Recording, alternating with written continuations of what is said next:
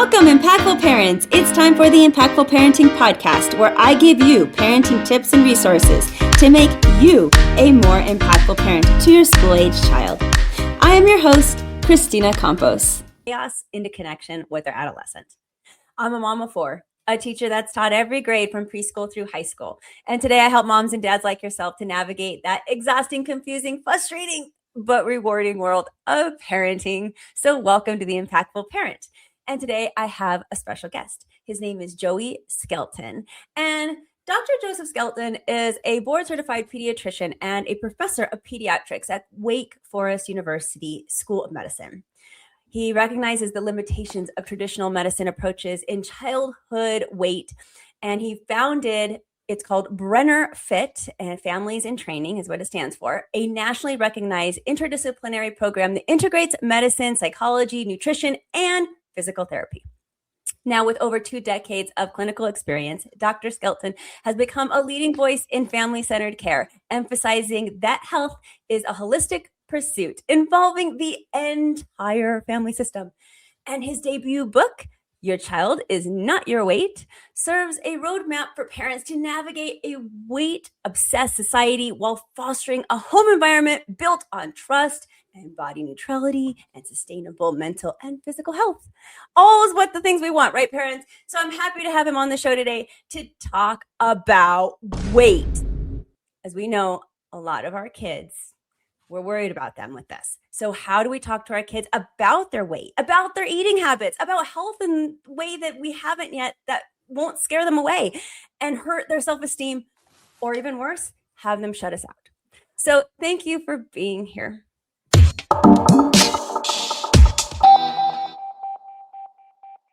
I am so excited about this conversation because it is much needed. And many parents feel a sense of urgency to fix their child's weight out of a place of love and fear, because that's where we're coming from, their health, right? And in your book, you suggest that a way we talk about weight can often do more harm than the weight itself. And I want to start off with that. So how can a parent determine when is it actually time to stop talking about weight and start talking about something else entirely? Yeah. Well, the short answer to that is, probably if you want the easy answer, it's, to not talk about weight. Now, if your kids come to you to talk about weight, that's a whole nother story. But, I would even say it's more of what you do and less what you say, which I think probably applies to any field, anything, every aspect of parenting. I think with a lot of, what this book focuses on and what we'd love to focus on is regardless of a child's weight or body size, it's good to focus on health. It's good to focus on healthy habits. And that's what this book really goes toward. It's for those parents that are wanting to talk to their kids about weight. And it's kind of a caution to say, hey, you may not even have to do that. Try to put habits in place without necessarily talking about it. But it's also focused on those parents that maybe were raised probably focusing on weight too much, what I always call it the low fat 80s and 90s. And when, parents might've been putting kids on a scale or dragging them to a weight loss program or something like that. And parents have a lot of scars from that, and they don't want to do that to their children, but they still want their children to be healthy. And that's what this book is trying to kind of go down the middle and include all parents in that. If you can really institute, you can achieve what every parent wants, is their kids to grow up to be happy and healthy. And how can you do that without, as you said, exactly the fear, the worry, the concern? You don't want to create problems when there may not be one, but how can we really be healthy parents without causing too much of focus on weight, which really the world has enough of that going on anyway. Now, our teenagers, they're hyper aware of their bodies.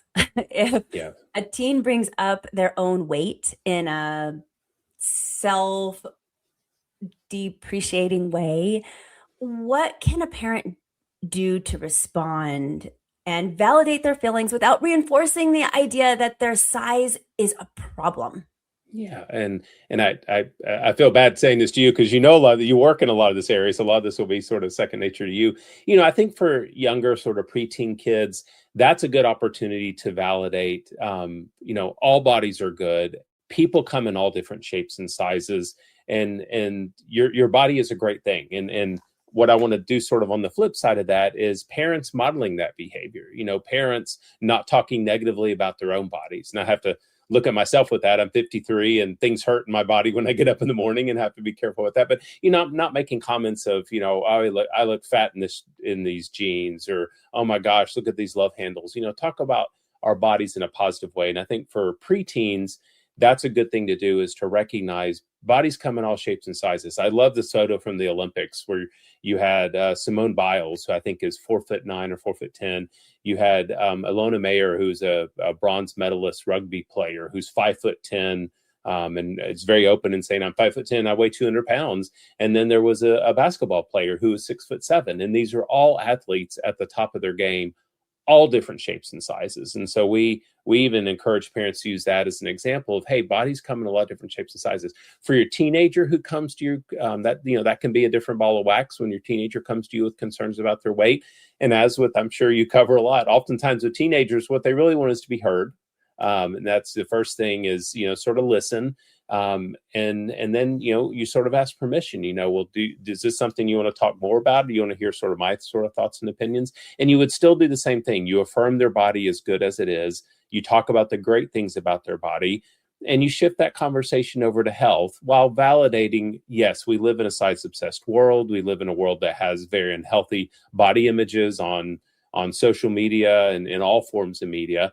And talk about, try to shift that over to health and how can we be healthy together. There's a really nice study done. Over 1,000 teenagers filled out a survey of how do you want your parents to talk to you about weight? And most of the kids say, I really don't want them to, unless it's to be supportive, which is what we're talking about right there. Be that supportive parent. Now, check yourself that, sometimes, as with kind of normal with parents, is you want to start giving advice and giving recommendations, check yourself on that. And this is where we can talk about other things about, sort of smart goal setting.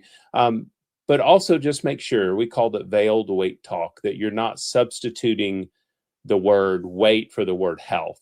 Because teens pick up on that if you're really trying to focus this, I'm worried about your health, because your health is going to be, of course you're worried about their health. But, just be very careful of that. And I love that you talk about parents auditing their own fat talk, about themselves even, to ensure that they aren't inadvertently teaching their teens that worth isn't tied to their waistline. Just to call out some parents that might be listening to this right now and resonating with that, they know that they might talk negatively about themselves and about their body weight in the mirror. But what are some common things that you see that might a parent might overlook and be like, oh, I do that crap?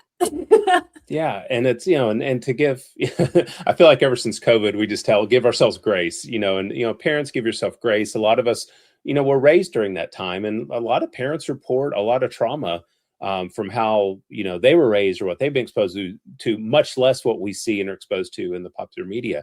But typically it's some of those comments about their own bodies, their own focus on weight, and the message that sends, being careful even about how we talk about certain foods. Yes, there are foods that are better and healthier for our bodies than other foods. But, especially with younger kids, being careful how you talk about that. And it doesn't hurt, to show nutritional value in some foods. Because again, we know that some foods are better for us than the others, but being careful about labeling foods too much as good foods and bad foods. I know we want to teach and that comes in time, but if you start labeling a food bad and it's a food the kid really likes, they're going to feel bad for eating it. And that's automatically planting that seed of, hey, I had my favorite potato chips and now I feel really bad about it. And it's, again, the kids are going to see through that veiled health talk of, demonizing foods too much, especially if it's a food the kid likes. There is room for all foods in our diet and in our culture. And we just need to be really, really careful about that. The big joke, and I make the joke in the book of, biscuits and gravy is a big Southern dish that ties me to my grandfather. It's the thing that I remember him making.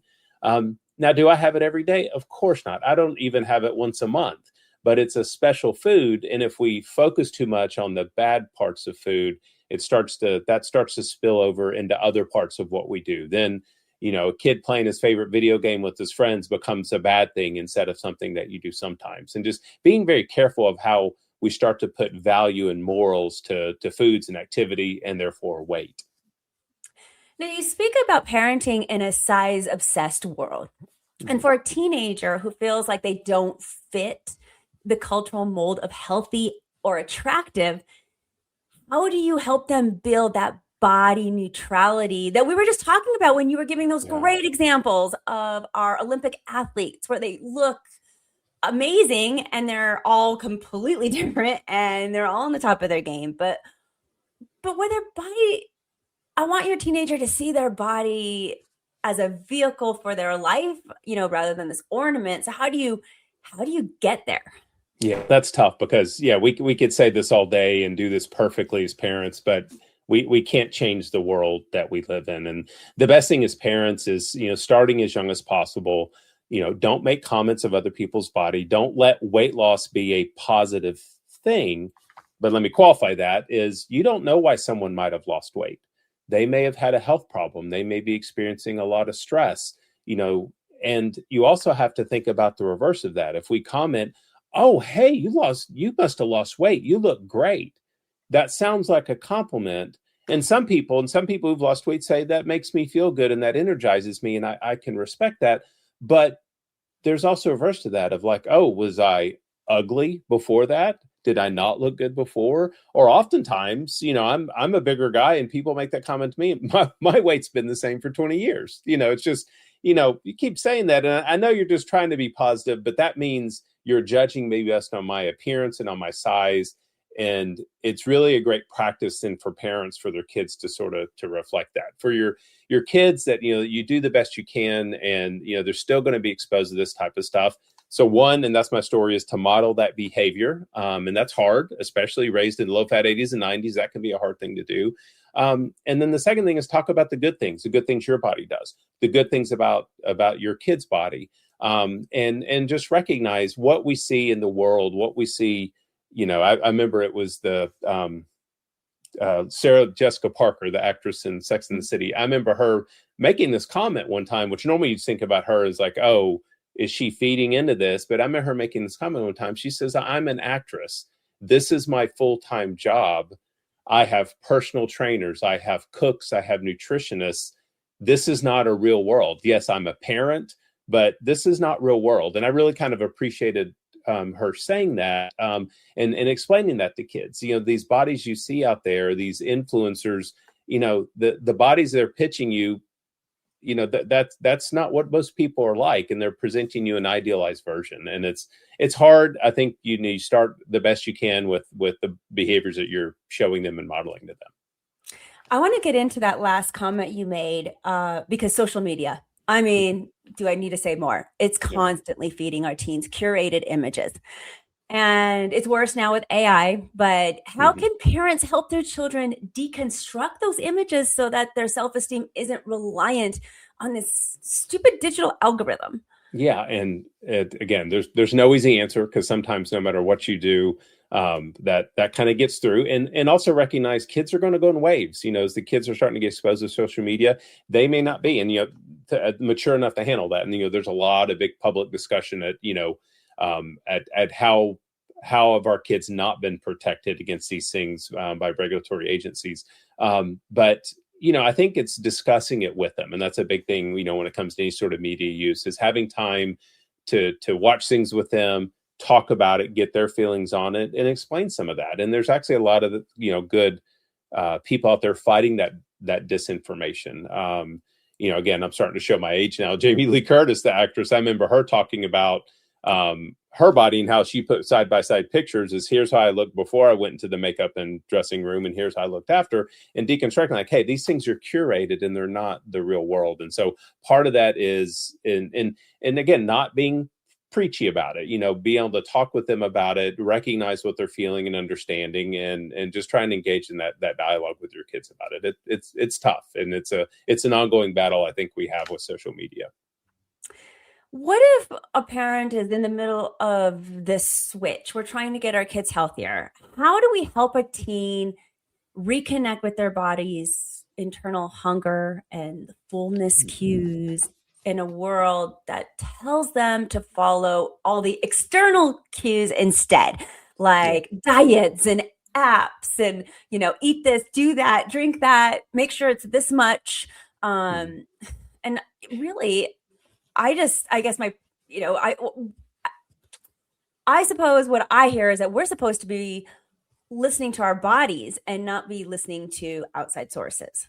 So if that's correct, how do we get them to do that? Really tough. And I think part of that, and I'm going to go a little science geek right now. And so a lot of that has to deal with normal hunger signals. And yes, we feel hunger, and we oftentimes think that children, or believe that children are more in tune with their hunger than we are. But it's actually around sort of 7, 8, 9 that kids switch. And we all have internal hunger cues. But as you know, you're a mom of 4. You've had times where you're like, good Lord, I've not eaten it. I had breakfast and I've not eaten anything again all day. And then suddenly you might smell something, seafood, and then you realize, oh, wow, this irritability, this stomach ache, this tired, I'm feeling, I'm actually hungry. We can feel hunger, but as adults, and actually even as teenagers, external cues tend to cover that up a little bit, and so again, you have a really busy day, your busyness totally overrode your internal hunger signals. And that starts at a younger age than we normally thought, probably about 7, 8, 9, that kids can then be set off by hunger cues external to them. So in adults or, and kids, we'll call it eating the absence of hunger. A lot of times we'll label that as emotional eating, but it might not be emotional eating. It might be, I see a food I really like. I had a good breakfast this morning. I'm a big breakfast eater. I'm not hungry right now. But if someone walked in, again, I'm reflecting my Southern heritage here. If someone walked in with a plate of deviled eggs, I would be hungry and I would probably eat 12 of them. And I'm not kidding. I've eaten 12 deviled eggs before. Now, what's crazy is I can eat 12 deviled eggs and I can be full, but a 3-egg omelet fills me up and kind of hurts my stomach. And that just shows the external influence of our hunger, that things can set us off to be hungry. A lot of that happened with COVID, that we were home and, we weren't, say, happened to me. I wasn't packing a lunch to go into work like I normally do. So I'd go down and open up the fridge. My stupid nephew would leave. He's not really stupid. I'm just kidding him. But he was staying with us for a while and he would get chicken wings takeout all the time. Well, as soon as I see a chicken wing, I want a chicken wing. And so just putting that in the context of a daily busy life, thinking of you and your 4 kids, of like, it all comes down to kind of a schedule and eating on a schedule, not a strict military type of schedule, but with all these external cues that can either make us be hungry and eat, or actually distract us and cover up any internal hunger cues we're having. The thing is to get on sort of a routine of eating, eating every 3 to 4 hours for your average kid outside of, average school age kid, which I know is a big focus. You're looking at, breakfast, lunch, after school, snack, and dinner. Now, you just adjust that to your family. If you're an early dinner eater, which I would kill to eat dinner every day at 5 o'clock, a kid might have a bedtime snack. That might be reasonable, but having those snacks on a regular basis allows kids to start to have a little bit of a hunger cycle again. And if you set up these general rules of, hey, we eat during meals and snack times, that helps sort of protect against that eating the absence of hunger. Now, putting that in the real world, a kid at 5:30 is, I'm hungry. Dinner's at 6:30. You know what? They're going to make it to 6:30. They're going to last another hour. They don't have to eat right then, because what a lot of the times is kids are asking for food in between meals. What are they really wanting? Are they wanting that chicken you roasted with asparagus and roasted potatoes? No, what they're wanting is a snack, crunchy, salty, and sweet. And so still allowing that, but at a snack time. And the way I put that into perspective for kids and families is, hey, you came to see me in clinic today. You put on clothes. Why? Well, that's what you do when you go out. And it's like, okay, well, this is going to be your new family thing is, hey, we eat at regular times. You don't always have to, but things get in the way, busy families. But we are built to kind of eat on a regular basis. And in between, it puts us too much at risk to grab that snack when we're not really hungry. Now, I have a question for you about this, because if a parent's worried about a teen's eating habits, is the way to intervene without making the kitchen feel like a courtroom every time they go in, just not to supply the things that you don't want them to eat in your home? Is that really going to be the solution? I know that our teens, many of them are not grocery shopping. We're doing the grocery shopping, right? And we can't prevent them from having these external snacks that may be unhealthy outside of our home. But controlling what we can control, our house, is that what we need to do? Or is there another way? So the answer is yes, with an asterisk by it. So yes, Okay. you control that home environment, that control the foods coming in. What the asterisk is as you're making changes, you want to go a little slow, because the biggest thing we don't want kids to feel when it comes to eating is pressure and restriction. In the book, we call that the P&R coin, because they both sort of have the same effect of you're interfering with kids' normal eating and their normal relationship with food. If I pressure a kid to eat a food, they're really not going to want to eat it. If I try to restrict and say you can only have this much of a portion size, they're going to want more of that, especially if it's a food that they really like. And we want to avoid that. We want to let them sort of learn and try to listen to their body in this busy world to eat that. The reason I gave all that background is if you're making changes to the foods that you're buying, you don't want that kid to pick up, mom and dad are coming home and they're cleaning out the pantry, because that can end up feeling like a form of restriction. But if you're still letting them have some access, special treats, you're not knocking cupcakes out of their hands at birthday parties. Kids are still going to get exposed to a lot of these things. There's always room for indulgent foods in our lives. But you can slowly start to make changes in the foods that they have available. But the main thing you're changing is sort of their access to it. They have access to snacks during snack time. So if you're starting to put these changes into place with teenagers, still buy the snacks that they normally like, but you might start mixing it up a little bit. Or, if it runs out, then we're going to switch to another snack. But you can make those sort of slow changes. The main thing to do it is to, not make a lot of comments about it. We also have to watch our faces. Kids pick up on that. Kids tell us that all the time of, yeah, mom didn't say anything, but she gave me that look and I know what that look means. So yes, you can control the foods within your household, but you don't need to be overly strict about it. You don't need to be overly obvious about it. And you can do it at a slow pace so they don't really feel that. And again, they're in the real world. They're getting access to this stuff. They're special treats. You can't control the real world. You can't control their access to it, but you can't control what's in your house. Yeah, I'm trying to always reinforce that idea to parents that you have to just control what you can control, because we try so hard to control everything. And so we get stuck in that frustration, and we need to reel it back and only concentrate on what we actually can control.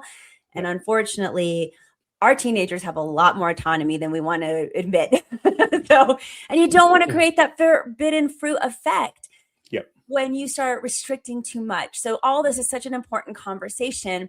And I'm also wondering, for a busy family with, again, teenagers, what is the one high impact routine that prioritizes mental health just as much as your physical health when it comes to this subject? Because does it start with sleep, or is it shared meals, or something else entirely?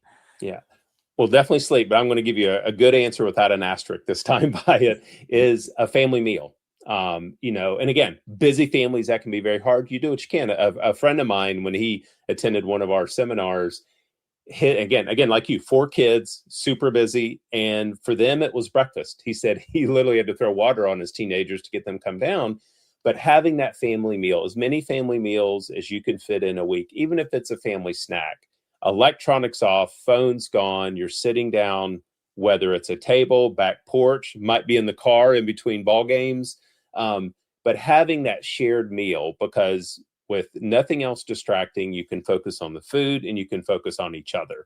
And a good step, families aren't used to that. I was the youngest of 4. And my mom, again, busy family, sort of set up a buffet. So I married to a family that no matter what, you had a meal together. One of my co-authors, Dara Gardner-Edwards, who's a licensed clinical social worker and family counselor program, her mom, actually, she said her mom almost went to extreme. They sometimes ate at 9 p.m. waiting for their dad to get home because he was commuting. But having that family meal where you focus on your food and you focus on each other. And the tip we give is to do highs and lows. Even, when I had a grumpy older teenager in the house, even he would participate. What's your high and low for the day? And if he didn't have a high, don't make a big deal about it. Don't put that pressure, just keep going. And over time, families get used to do it and they end up looking forward to it. Even if the teenagers roll their eyes and stuff like that, it's such a valuable thing to institute in your family. I'm so glad you mentioned the value of family meals. I wish I did them more often. I mean, we're not perfect, and I'm a parenting coach. Okay. I need to do it more often. Although, I do it as much as I can, and I do know the value of it. So it's just about making it a priority, and that's tough. It's so tough. We have a lot on our plate, parents, but it is something that would really make a huge difference here.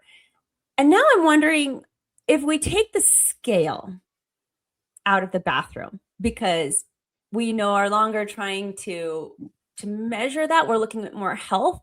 What are the new metrics of success that parents should be looking at to know that their child is actually thriving physically? What are some of the indicators that we need to look at, since we're not looking at a scale? Yeah, that's a great question with an asterisk by it too, because that's a big thing in my field. Is our big focus, why we're not treating weight issues in our program for cosmetic reasons. Even though I think, obviously some people want that. We're treating it for health reasons. But what's our primary outcome? What's our primary metric for success? Well, it tends to be weight. And so we're trying to institute other things, looking at those family habits. How many meals together you're having? We look at some parenting stuff. Or, are you not making comments any longer while the kids are eating? Are you having a electronic free time during the day? How's our bedtime routine going?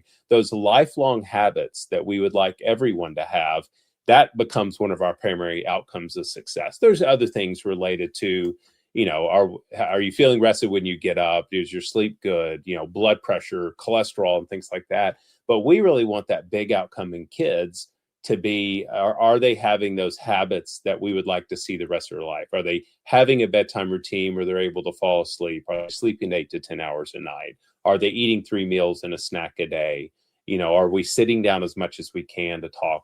How is mood? How's mental health? These other broader holistic metrics that in medicine, we're getting there. It's on people's minds. But it still keeps coming back to that weight. Weight, a good friend of mine said that does research in this field. She said, think as weight is just one marker of health. But unfortunately, I think we tend to focus too much as that's the primary marker of health. And it's not. It's just one big. We see lots of kids, lots of families. The one child is in a bigger body, one child's in a smaller body, and their habits are exactly the same. Mm-hmm. But we tend to focus on the kid in the bigger body. What are they doing wrong? What can we change? What difference can we make? And what we say is, hey, if you want healthy habits for that child, you have to have them for the whole family, because that child might be at a quote healthy weight, but if their habits aren't good, that doesn't mean they're healthy. But that's how we view things. Now let's talk about your book, because this is the resource that is going to help parents if they're resonating with our episode today. It's called Your Child Is Not Their Weight. And well, first of all, let's start with, what are we going to find inside? Yeah, it's, you're going to have a discussion, even though it's not about your weight. We do sort of talk about weight, but talk about the complexities of it, trying to teach that, hey, health is not just about weight and how much genetics has to do with it. We spend a lot of time talking about parenting. What can you do as a parent to put these stuff in place? Not saying any parents do anything wrong, but it's hard. Parenting is hard. And so it gives the tips of, it's really focused on that parent that wants to put in these healthy habits. Some of the really concrete things. How do you put into place meal planning? How do you have a family meeting? For several years, that was very successful for my family, just to know everyone's schedule for the week. What is everyone doing? What night do we need to eat out because we're not going to have time to cook? How to start having these family meals where you're talking, doing things like the highs and lows and stuff like that. As if parents are losing weight, taking a weight loss medication, if they're trying to address their own weight for their own health, how do you handle that with the child? How do you talk to your child or not talk to your child about it? There includes a chapter on picky eating, and if children are on the autism spectrum and might have issues related to food and textures, what are some things that we can do with that? So it's not going to answer necessarily all those questions, but it's definitely a good resource for that parent that they want their family, they want to address health habits within their family, but they want to be careful about it, because again, it can be very harsh on kids, and kids can feel very bad about themselves. The world's doing enough with that. You don't want that to happen in your family, and how to protect your kids against that. And who would you say that this book is the best fit for? Yeah, that's a great one. I'm going to say, actually, a big thing I'm saying right now is, hey, if you provide any sort of care to children and families, I think this book would be helpful, just because these things tend to come up. But I'm going to sort of give two sort of opposites with that. That parent that is worried about their child's weight and they want to do something about it, and it's going to be, hey, here's the way things you can do and be safe about it. And then for that, there's that parent that may have some trauma from being raised in the, a diet culture, and they don't want to do that to their kids, but, they still want to have some healthy, they still want to, spread healthy habits to their family. They don't want to put their kids what they were put through. So it's kind of geared towards that. It's actually who the book is dedicated to, those parents that were raised in a diet culture, and they don't want to do that to their children. And so it's really for that families, kind of focused on how can we institute good health habits, be active, even talk a little bit about sleep, without causing all the harm that you and I just talked about from social media and our general culture that makes us obsessed with our size. This sounds like a great resource. So where can parents get this? Yeah, it's already available for pre-order on Amazon. You can look at the American Academy of Pediatrics website. It's being featured on Barnes & Noble, but it seems like as with a lot of things, it's easy to find on Amazon. Well, one last question for you, and it is my impactful parent question. How do we become a more impactful parent with the subject that I am talking about in this episode? And so my question to you today is, if a parent walks away from this interview with only one shift in their parenting mindset so that they can be a more impactful parent this week, what should it be to ensure that their child feels loved and healthy exactly as they are today?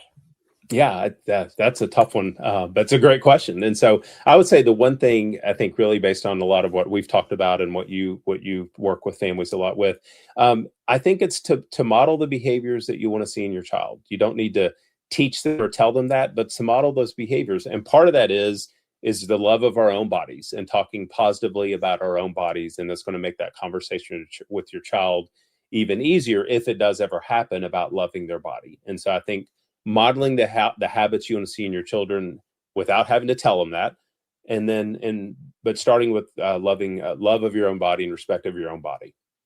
Go get it today, parents. It's called Your Child Is Not Your Weight. It is available where most books are sold. So check it out on Amazon, Barnes & Noble, and go be a more impactful parent. Thank you for listening today. Remember to subscribe and share this podcast with a friend.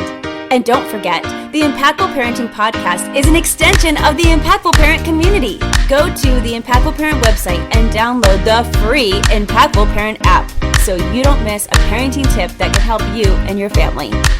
Thanks for listening today. So go to theimpactfulparent.com and see you next episode.